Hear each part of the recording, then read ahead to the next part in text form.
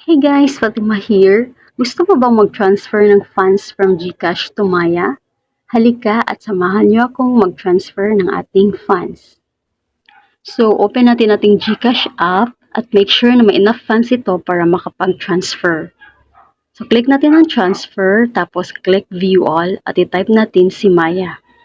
So, may dalawang Maya na lumabas, Maya Bank at Maya Wallet. So, piliin natin si Maya Wallet. After that, enter the amount, kunwari 20 pesos. After that, i-type natin ang registered number at ang name mo or ang name sa padadalhan mo. So, remember na may fee siya na 15 pesos. Tapos, click submit or next. So, ito na yung receipt. Click natin yan at tingnan natin sa transaction history to make sure na na-transfer na natin ang funds. So, click natin yan at ito ang ating makita. So, next, punta tayo sa ating Maya app, punta tayo sa ating wallet, at ito na ang ating new balance. Pwede natin itong tingnan sa transaction history. So, click natin ito. So, pwede din tayong mag-save ng ating mga receipt.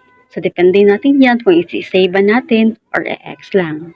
So, that's an easy step para mag-transfer ng funds from GCash to Maya.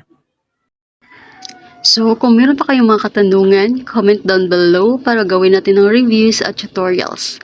Kung hindi pa kayo nakasubscribe, please subscribe and follow nyo na rin ako sa aking mga other social media accounts. Thank you for watching and see you on my next vlog!